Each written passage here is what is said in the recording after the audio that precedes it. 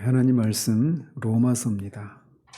로마서 8장 38절과 39절 두 절 보겠습니다.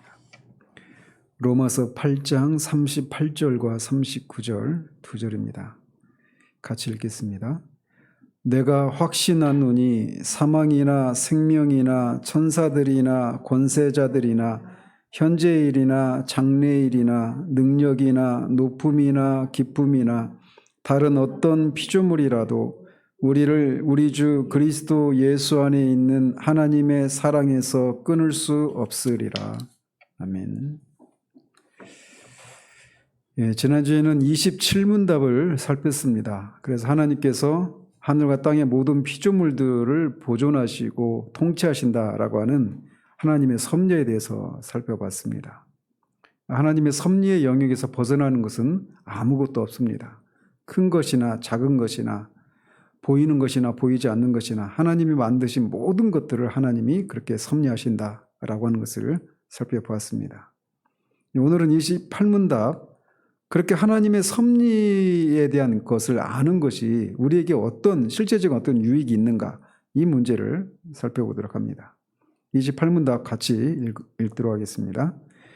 하나님께서 만물을 창조하셨고 그것들을 그의 섭리로 여전히 지탱시킨다는 것을 아는 것이 우리에게 무슨 유익이 됩니까? 역경 중에서 인내하고 순경 중에 감사하며 장래일에 대해서도 우리의 신실하신 하나님을 든든히 신뢰하며 그 어떠한 피조물이라도 우리를 하나님의 사랑에서 끊을 수 없으리라는 것을 확신하게 되는 유익이 있습니다.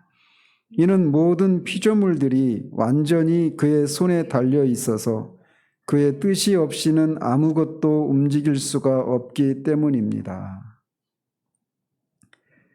이렇게 28문답에서는 창조와 섭리를 하나님이 하신다라고 하는 것이 우리에게 어떤 유익을 주는가라고 하는 것을 묻고 있습니다. 하나님의 섭리에 대한 교리가 그냥 단지 어떤 추상적인 개념이나 어떤 탁상 공론에 그치는 그런 것이 아니라 실제적으로 우리들의 삶에 어떤 유익을 끼치는가, 이거를 말해주고 있는 겁니다. 결론적으로 말씀을 드리겠지만 이 진리를 아는 것이 우리를 자유하게 하신다라고 말씀하지 않으십니까? 그래서 하나님의 섭리에 대한 교리도 마찬가지입니다. 우리가 하나님의 섭리에 대한 교리를 하나님의 섭리라고 하는 것이 이런 거구나, 이러이러한 유익이 있구나, 이렇게 그냥 정보로서만 우리가 가지고 있어서는 안 되고 실제로 이게 우리들의 삶에 실제로 능력으로 나타나야 하는 것이죠. 그래서 28문답을 보면 먼저 이 창조와 섭리를 아는 것이 주는 유익에 대해서 누가 이런 유익을 얻는가를 그 첫 번째 문장의 뒷부분에서 이렇게 말을 하고 있습니다. 어떠한 피조물이라도 우리를 하나님의 사랑에서 끊을 수 없다는 것을 확신하게 되는 유익이 있다, 이렇게 말을 하고 있습니다. 그러니까 이 말은 우리가 방금 읽었던 로마서 8장 29절을 모티프로 삼아서 이렇게 고백을 하고 있는 것이죠.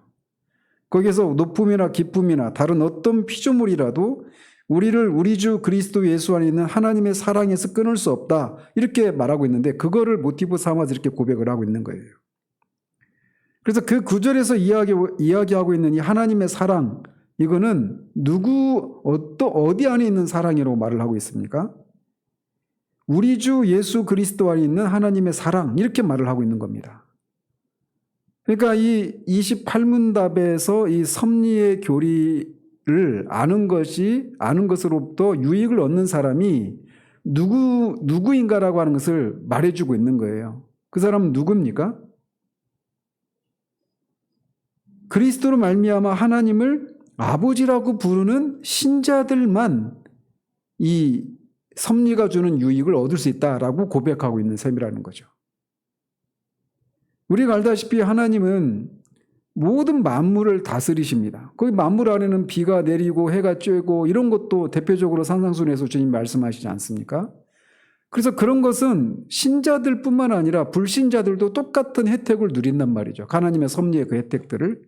그럼에도 불구하고 그런 것을 통해 나타난 하나님의 사랑을 확신하는 이 일은 오직 신자들만 가능하다라고 하는 것을 말해주고 있는 겁니다.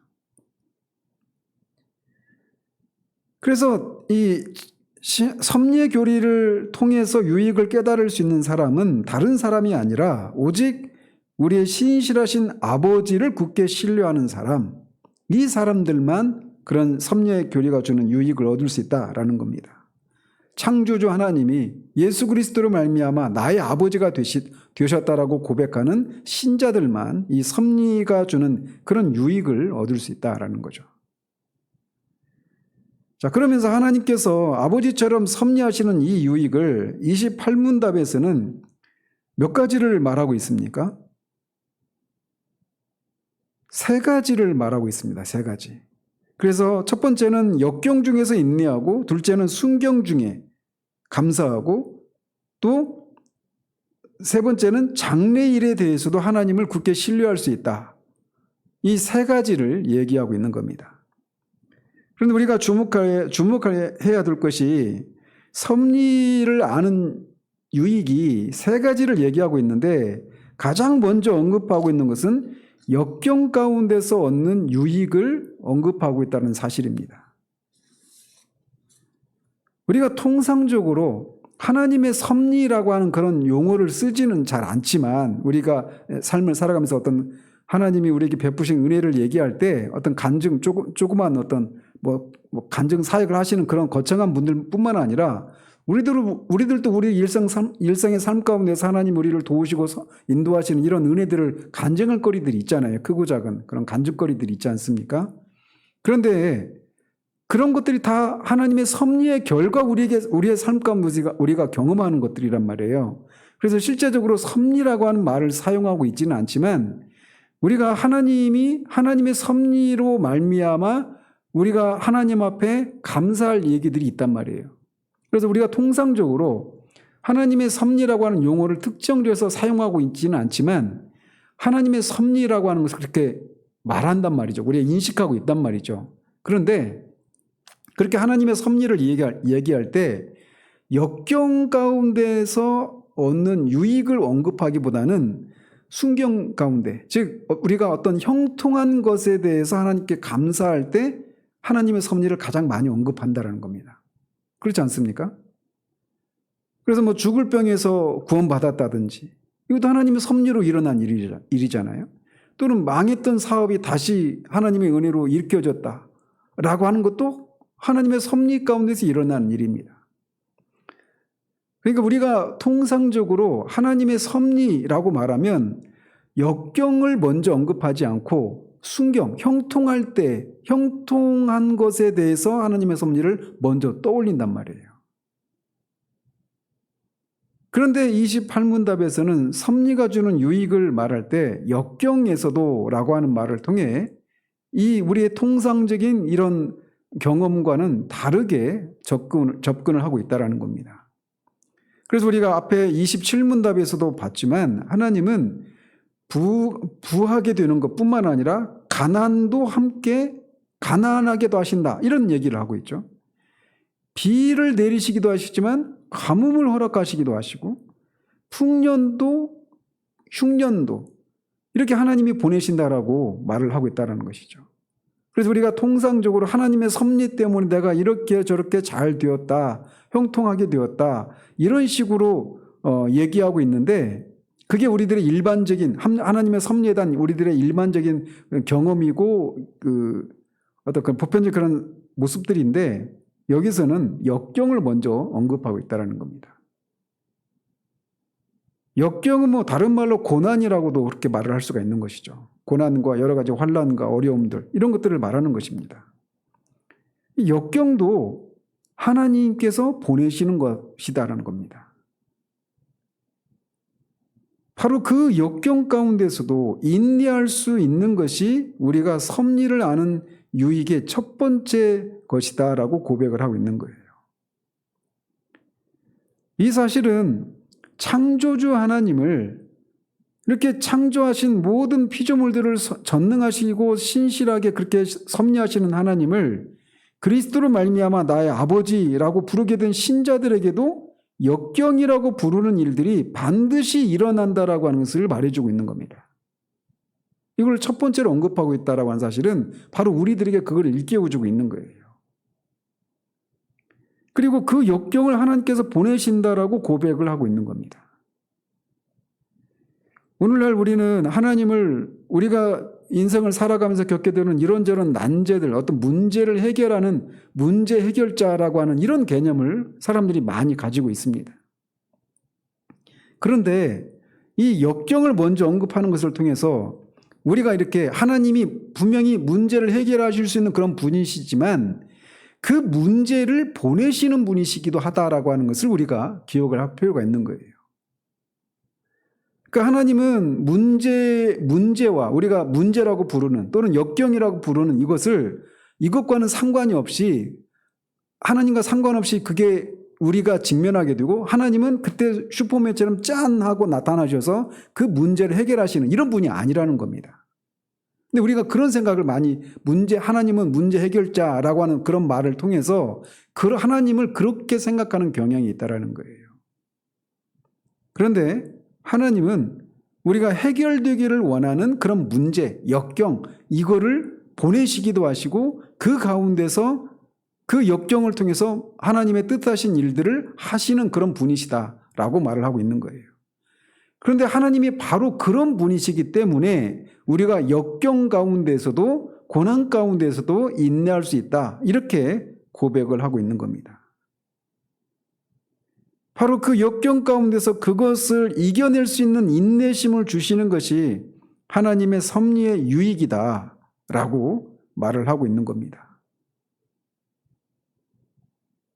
우리는 통상적으로 우리 인간이 기본적으로 모든 인간이 가지고 있는 보편적인 그 개념은 뭐냐면 행복하기를 원하는 겁니다. 그리고 행복의 기준은 아무런 문제도 없고 잘 살고 잘 먹고 그냥 이렇게 어떤 문제가 없이 그렇게 모든 것들이 풍성하게 아무런 문제 없이 그렇게 살아가는 것 이것이 모든 사람들이 바라는 것들이죠. 고난 그 자체를 즐거워하고 그런 것을 찾아가는 사람은 없습니다. 정상적인 사람이란 말이죠. 그런데 하나님의 목적은 우리가 행복한 사람이 되는 거 이게 하나님의 궁극적인 목적이 아닙니다. 하나님의 궁극적인 목적이 무엇입니까? 하나님이 이 세상을 이 천지를 창조하신 궁극적인 목적이 뭐예요? 창세기와 요한계시록을 강의하면서 우리가 말씀드렸던 것처럼 하나님 나라를 건설하는 거예요. 하나님 나라를 완성하시는 거. 이것이 하나님의 창조의 목적이고 하나님의 궁극적인 그런 창조의 목적이 그거란 말이죠. 그런데 그 하나님의 나라는 하나님의 백성들로 구성이 되죠. 왕이신 하나님과 백성들인 하나님의 백성으로 이렇게 구성이 되는데 하나님의 백성들은 어떤 사람들입니까? 요한계시록에서도 말하고 있는 것처럼 그 하나님의 나라는 궁극적으로 어떤 모습으로 실현이 됩니까? 새하늘과 새 땅이라고 부르는 그것이 하나님의 나라 영토예요. 근데 거기에 하나님의 백성들은 어떤 사람이 들어가게 됩니까? 그 땅에. 여러 가지로 표현하고 있지만 한마디로 말하면 거룩한 사람들이 들어가는 거예요. 따라서 하나님의 궁극적인 목적이 하나님 나라를 건설하는 것이라면 하나님 나라의 구성원들인 하나님의 백성들을 향한 하나님의 궁극적인 목적이 뭐냐? 거룩한 거예요. 왜? 그 나라의 왕이신 하나님이 거룩하시기 때문에. 내가 거룩하니 너희도 거룩하라. 이게 하나님의 궁극적인 뜻입니다. 인간을 향한 하나님의 궁극적인 뜻이 그거예요. 그런 거룩한 사람들로 구성된 하나님 나라를 건설하는 거, 이게 하나님의 궁극적인 뜻이란 말이에요. 그렇기 때문에 우리가 타락으로 인해서 거룩하면서 멀어져 있는 죄악되고 부패하고 더러워진 우리를 그리스도의 보혈로 우리를 정결케 하시고 성령의 역사를 통해서 우리를 거룩한 백성으로 빚어가시는 이런 과정을 통해서 궁극적으로는 우리가 티도 흠도 주름 잡힌 것도 없는 그런 거룩한 사람이 되는 것, 이것이 하나님이 우리를 향한 궁극적인 뜻이란 말이에요. 그런데 타락으로 인해서 우리에게 이런 죄된 그런 이 본성이 남아있고 그 죄의 오염의 결과들이 우리 가운데 현존하고 있기 때문에 구원받은 사람들에게도 하나님이 우리를 계속해서 그런 고난과 역경을 통해서 우리를 빚어가시는 일들을 하신단 말이에요. 그렇기 때문에 구원받은 신자들에게는 반드시 고난이라고 하는 것이 우리가 역경이라고 부르는, 우리가 문제라고 부르는 고통스러운 어떤 어려움들이라고 부르는 이런 것들이 반드시 따라온다라는 것입니다. 이건 필연입니다. 죄의 오염의 그 결과들을 그런 고난을 통해서, 고난이라고 하는 이런 훈련의 장을 통해서 우리를 빚어가시는 일이 필수적이기 때문에 고난받는 것은 필연이다라는 겁니다. 그런데 그 고난이 하나님의 섭리 아래에서 일어나는 일이기 때문에 우리에게 요구되는 것은 그 고난 가운데 인내하는 것이 요구된다라는 것이죠. 시편 73편은 아삽의 시죠. 거기서 일반적으로 그가 딜레마에 빠지죠. 그가 빠졌던 어려움은 뭐냐? 악인이 형통하는 겁니다. 그래서 그가 내가 하나님을 위해서 이렇게 애를 쓰고 경건하기 위해서 매일매일 노심초사하면서 살아가는 것이 무슨 소용이 있는가라고 하면서 실족할 뻔했단 말이죠. 그러던 그가 성소에 들어갔을 때 성전에 가서야 악인의 결국을 깨닫고 내가 우매하기가 짐승과 같다라고 그렇게 고백을 합니다. 그러면서 하늘 아래에서 내가 신뢰하고 내가 추구할 수 있는, 사모할 수 있는 분은 오직 여호와 하나님 한 분뿐이다라고 하는 그런 고백을 하며 시를 마무리하고 있습니다. 즉 항상 이 아삽도 그렇지만 항상 이 오래전부터 계속해서 우리들 신자들에게 갖고 있었던 질문 중에 하나가 무엇이냐면 이 아삽처럼 왜 악인은 형통하고 의인은 고난을 받는가라고 하는 그런 질문입니다.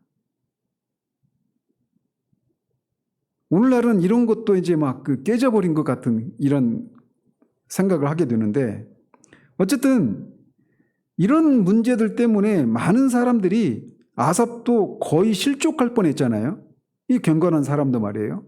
그래서 교회 안에 들어왔다가 예수 믿고 어떻게 하든지 자신이 가지고 있는 이런 문제들을 해결받고자 해서 들어온 사람들 중에 많은 사람들이 거듭나지 못한 채 이 문제, 이 문턱을 넘어서지 못하고 실족하는 사람들이 정말 비일비재하단 말이죠.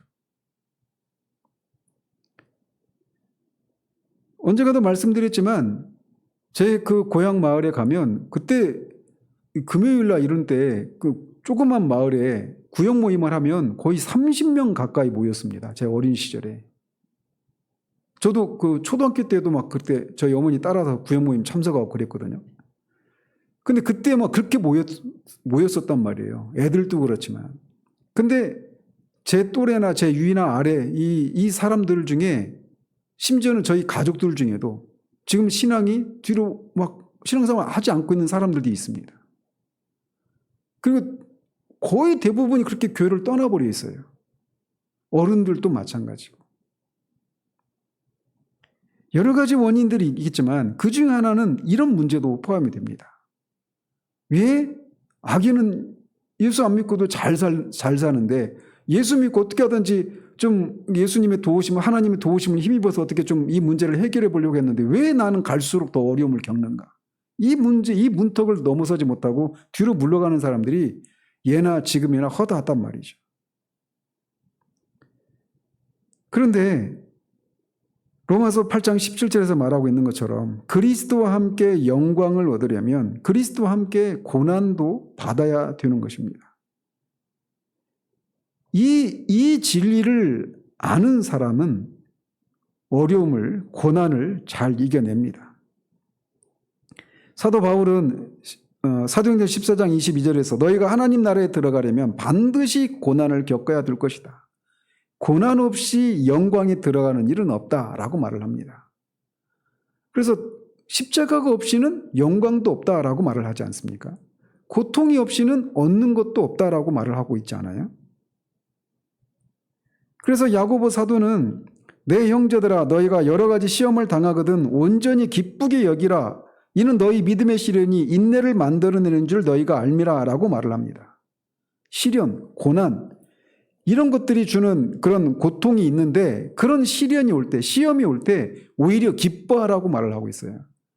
그런 시련을 통해서 우리가 온전히 인내를 이루어서 더 온전한 사람이 되도록 하기 위한 그런 과정이다라고, 과정이기 때문에 시험을 당할 때 오히려 기뻐하라고 말을 하고 있는 것이다. 말을 하고 있단 말이죠. 그래서 그런 것마저도 하나님이 섭리하시기 때문에 우리는 역경 가운데서도 하나님 앞에 소망을 품고 인내할 수 있는 겁니다. 욥이 고백하고 있는 것처럼 이 고난을 통해서 나를 연단한 후에는 정금 같은 그런 사람으로 빚어서 나를 그렇게 나오게 하실 것이다 라고 하는 그런 생각을 갖고 인내하는 것, 이것이 가능한 것이 하나님이 역경까지도 섭리하시기 때문이다 라고 하는 사실을 아는 것에서 나올 수 있단 말이죠. 하나님을 아버지로 믿는 사람만이 역경 가운데서도 인내할 수 있는 겁니다. 그 인내하는 기간 동안에 우리는 하나님의 뜻 아래 우리를 겸손하게 복종시키는 그런 훈련을 받는 겁니다. 내 뜻이 아니라 아버지 하나님의 뜻에 우리 자신을 복종시키는 그런 훈련을 받는 거예요. 따라서 이 하나님의 자녀들에게 있어서 이 땅에서의 삶이라고 하는 것은 이 고난의 학교와 같은 그런 곳이다라고 하는 것을 기억을 해야 됩니다. 그냥 예수 믿고 한평생 어떤 어려움 없이 평탄한 삶을 살아가는 것, 이것이 구원의 목적이나 신앙의 어떤 인생의 본질적인 목적이 아니라는 겁니다.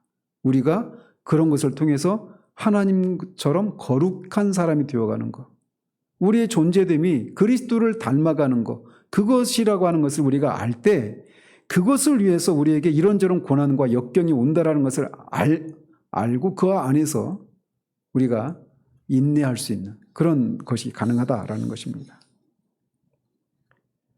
따라서 우리는 하나님의 뜻과 계획 안에서 일어나는 일이 무엇이든지 우리에게 유익하기 때문에 우리로서는 그 모든 상황 가운데서 인내로 견뎌야 하는 겁니다.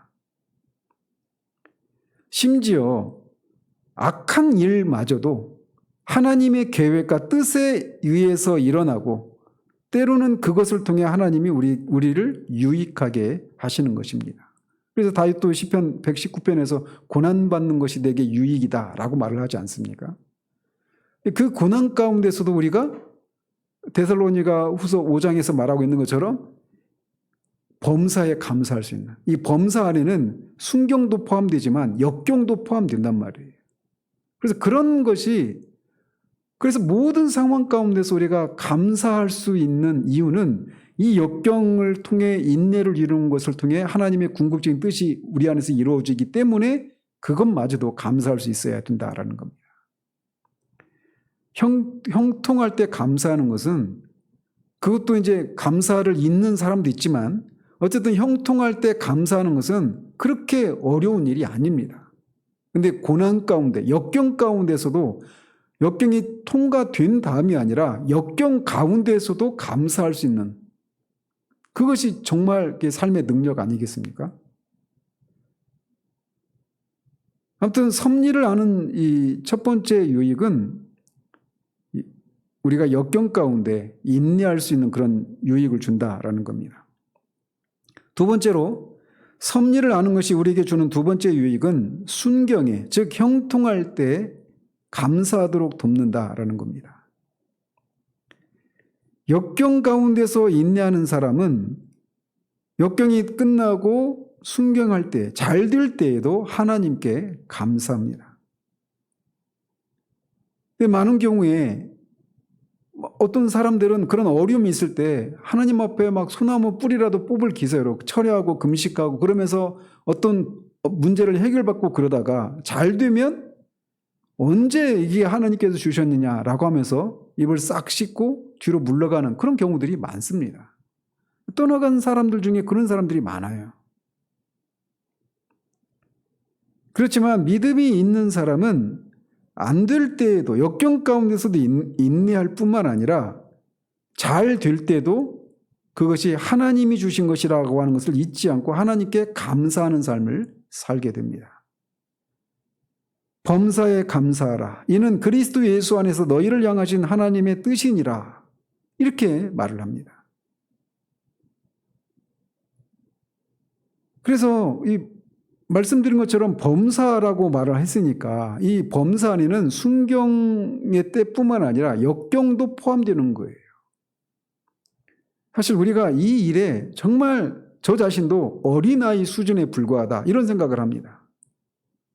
역경이 오면 그런 상황에서 감사하기보다는 역경이 빨리 지나가기를 하나님의 도우심을 힘입어서 이것을 먼저 떠올리고 있단 말이죠. 역경 가운데서 그것 자체를 감사할 수 있는 그런 데까지 우리가 나가야 됩니다. 어떤 분들은 막 감사의 훈련을 해야 된다 이런 얘기까지 하시는데 어쨌든 성경은 우리에게 범사에 감사라고 말을 하고 있어요. 그렇기 때문에 역경도 감사해야 된다라면 순경할 때 하나님 앞에 감사하는 것은 너무나 당연한 것이다라고 할 수가 있습니다. 감사한다라고 하는 것은 뭐가 전제되어 있는 겁니까? 내가 그 감사할 만한 그런 상황이 내 능력과 내 힘과 내 노력으로 이루어진 것이 아니다라고 하는 것을 전제하고 있는 겁니다. 그렇지 않아요? 하나님께서 내게 무가치하고 무능력한 나에게 이런 것을 허락하셨다라고 하는 것을 고백하는 것이란 말이죠. 감사라고 하는 것은. 그렇게 감사가 커지면 커질수록 점점 또 하나님이 주시는 그런 어떤 복을 그럼 우리가 더 누리게 되고 하나님께서 원하시는 열매를 더 맺게 될 것입니다. 그래서 진짜 참된 믿음을 가지고 구원받은 그 중생한 사람과 거듭나지 못한 사람의 근본적인 차이라고 한다면 자신이 누리는 어떤 그런 여러 가지 순경에 해당되는 그런 일들에 대해서 하나님께 감사하느냐 그렇지 않느냐로 판단이 될 수 있습니다. 그래서 누가복음 17장에서 말씀드리지 않았어요? 우리는 이 감사를 마음으로 입으로 우리 어떤 그런 삶을 통해서 그 감사를 표현해야 하는 것이죠. 그저 그냥 감사한다라고 하는 그런 말뿐만 아니라 그런 마음과 또 하나님이 주신 그런 여러 가지 어떤 물질적인 것이든 이런 것 우리의 삶으로 또는 어떤 봉사 형태로 다양한 방식으로 감사를 표현하는 것이 필요합니다.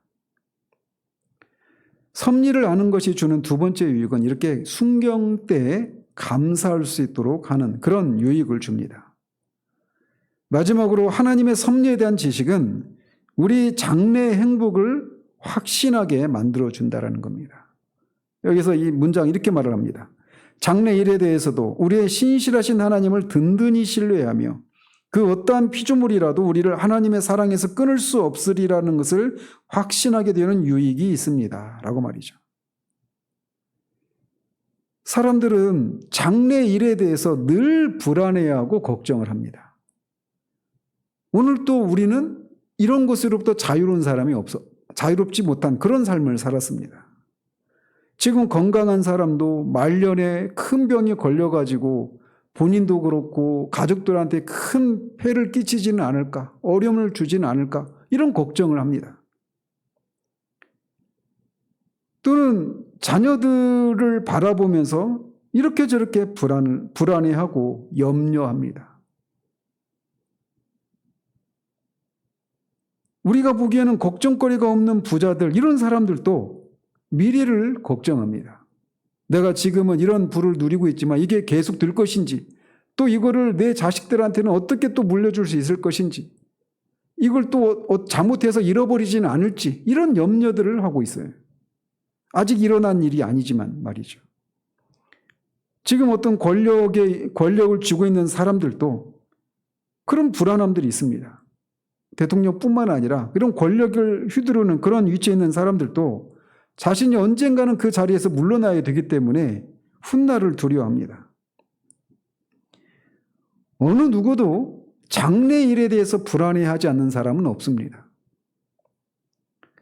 이런 것을 우리가 흔히 볼 수 있는 모습이 어떤 모습으로 나타나느냐면 과학의 시대라고 하면서 성경에 나오는 어떤 초자연적 이적 이런 것들을 믿지 않는 사람들이 그렇게 많은 시대에 정말 그 자신의 그런 앞날이 어떻게 될 것인지를 말해줄 수 있는 그런 역술가들이나 뭐 점성술이나 타로점이나 이런 것들을 의지하는 이런 것들을 통해 장래를 사람들이 정말 태생적으로 불안해한다라고 하는 것을 보여주고 있는 거죠.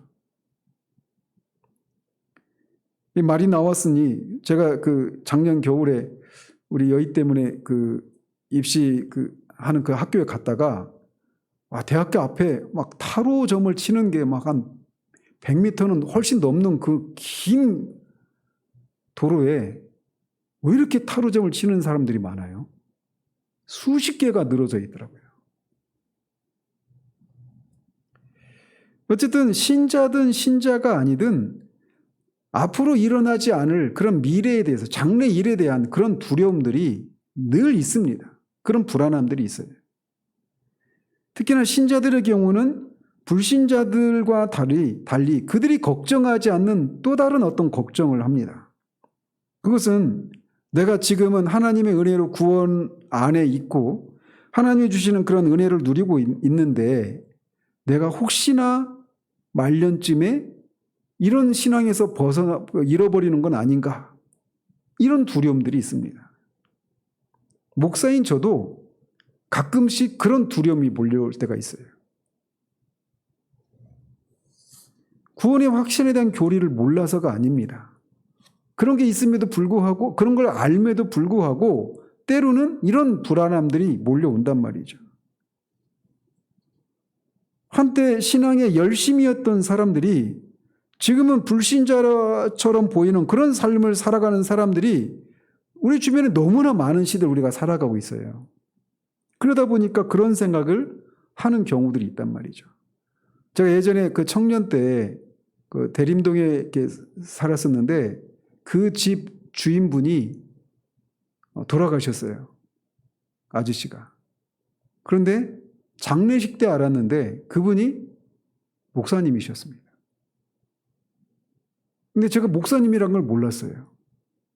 왜냐하면 평상시에 항상 담배 입에 물고 다니시고 그냥 어떤 장사하시고 그랬거든요. 나중에 그분 아들한테 들었는데 목사님이셨대요.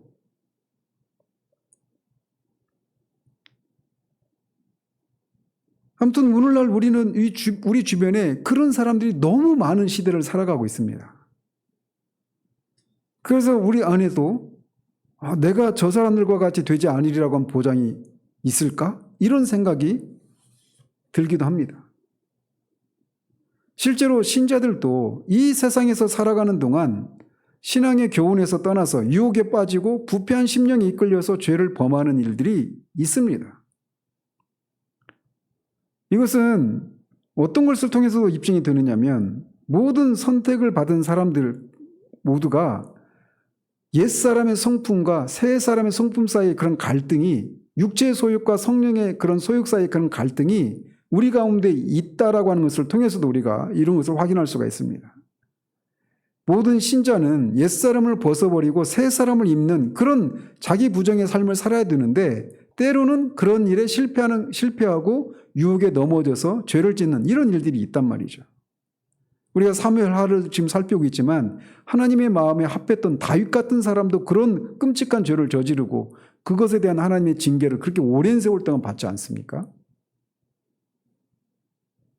그런 일들이 있다 보니까 우리가 때로는 장래에 우리가 하나님의 사랑에서 끊어져 버리는 건 아닌가라고 하는 그런 생각을 할 수도 있어요.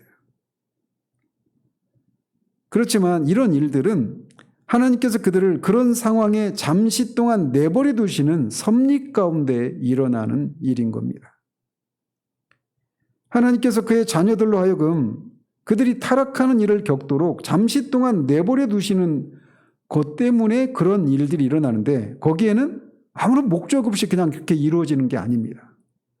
웨스트민스터 신앙 고백서는 그 4가지 목적들이 있다라고 말하는데 간략하게 그냥 목적만 말씀드리면 첫 번째로는 그들이 지은 죄로 인해서 벌을 받도록 하기 위함이고 두 번째는 그들의 심령이 심히 부패해 있고 거짓되다라는 사실을 드러내주기 위해서이고 세 번째는 그들로 하여금 자신들의 연약함을 절실하게 깨달아서 하나님의 도움을 더욱 의지하도록 하기 위해서이고, 네 번째로는 그래서 앞으로는 죄를 범하지 않도록 더욱 유의해서 이 하나님의 거룩하신 목적을 이루어가도록 하기 위해서 그렇게 신자들이 죄를 짓는 것을 그냥 내버려 두시는 이런 섭리를 한다. 이렇게 고백을 합니다. 그래서 결국은 신자들이 죄를 짓는 일들이 있기 때문에 내가 장래에는 하나님의 사랑에서 끊어지는 건 아닌가 이런 생각하지만 그 섭리를 통해서 결국은 하나님을 더욱 의지하게 만드는 그런 일을 하기 때문에 우리가 불신자들이 하지 않는 그런 고민, 신자들만 하는 그런 고민 가운데서도 우리가 하나님이 장래에 어떤 일들 통해서도 우리 안에 있는 연약함을 인해서도 우리가 하나님의 사랑에서 끊어지는 그런 일들이란 일어나지 않는다라고 확신할 수 있다는 것입니다.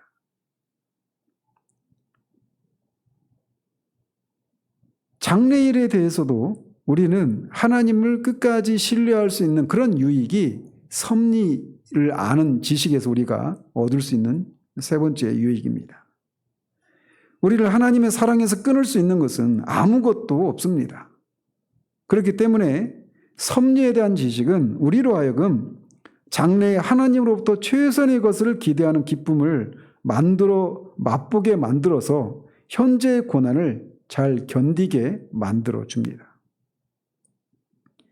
자, 이렇게 우리가 하나님의 섭리를 아는 지식이 섭리에 대한 지식을 아는 것이 우리에게 역경 가운데서 인내하고 순경 가운데서 감사하고 또 장래일에 대해서도 하나님을 끝까지 확신하고 신뢰하고 그래서 하나님의 사랑에서 우리가 어떤 것도 우리를 끊어낼 수 없다 이렇게 확신할 수 있는 근거는 무엇입니까?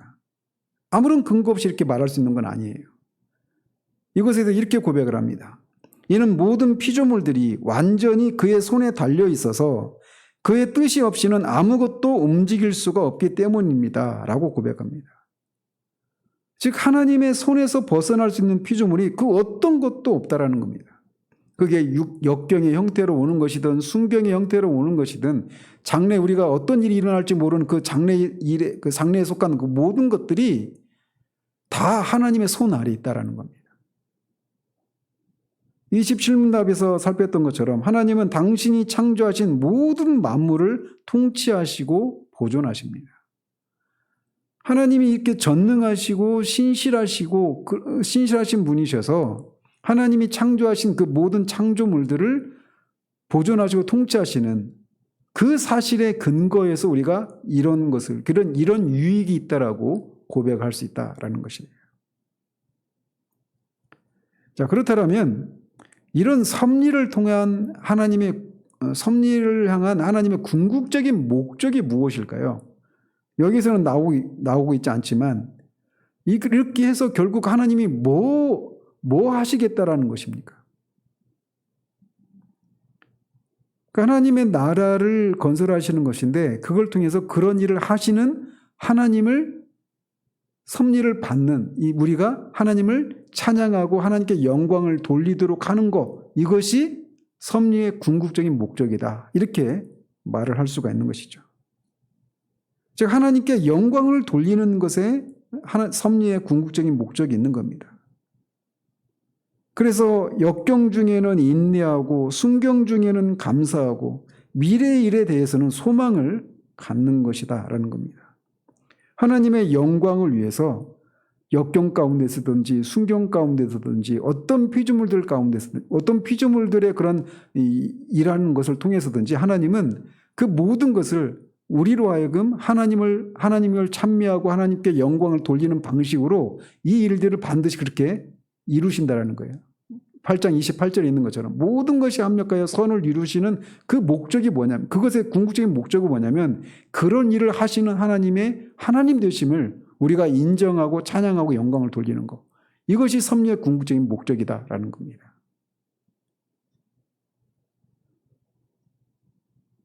따라서 이 하나님의 섭리가 유지되지 않으면 신앙의 모든 진리 전체와 경건의 기반 이 전체가 뒤집어지고 말 것입니다. 왜냐하면 역경이 올 때 그것들이 하나님 우리 아버지로부터 온 것이라고 하는 것을 모르면 그 가운데서 우리가 인내할 수가 있겠습니까? 역경이 우리 가운데 밀려오는데 이게 하나님의 섭리 가운데 온다라고 하는 것을 모른다라면 우리가 거기에서 인내하는 것은 기대할 수가 없는 거예요. 또 우리에게 베풀어지는 여러 가지 은택들이 좋으신 하나님으로부터 오는 것이다라고 하는 것을 모른다라면 우리는 그것들에 대해서 감사하는 마음이 없을 것입니다. 그래서 역경 가운데 인내하고 순경 가운데 감사하는 것을 통해 하나님을 찬미하고 하나님께 영광을 돌리고 하나님을 경배하고 그런 역경 가운데 인내하는 것을 통해서 하나님의 성품을 닮아가는 그런 일들이라고 하는 것이 일어날 수가 없는 거예요. 그리고 우리를 비롯한 하나님의 모든 백성들의 구원에 관한 이 하나님의 뜻이 불변하다라고 하는 것을 확신하지 못한다면 우리는 미래 일에 대해서 확고한 소망을 갖지 못하게 될 것입니다. 그렇게 되면 하나님을 향한 경배 또는 경건 생활 그 자체가 가능하지 않게 되는 거예요. 그렇기 때문에 우리는 이 하나님의 섭리라고 하는 이 교리가 주는 교리를 우리가 반드시 알아야 되고 그것을 아는 것에서 우리에게 주는 그 유익이 무엇인가를 실제로 아는 그런 삶을 살아야 할 것입니다.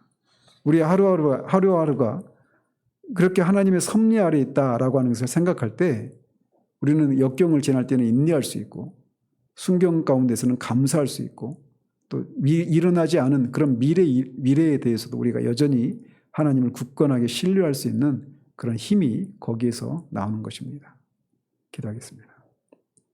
하나님 아버지, 하나님의 섭리를 아는 것이 우리에게 어떤 유익을 주는지에 대해서 우리가 오늘 살펴보았습니다.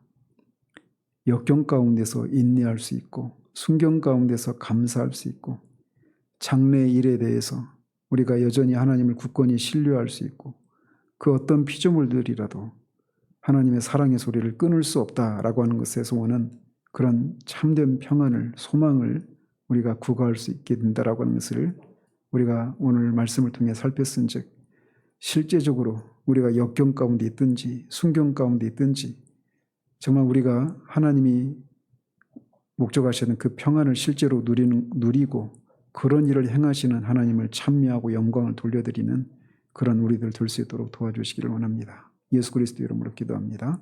아멘.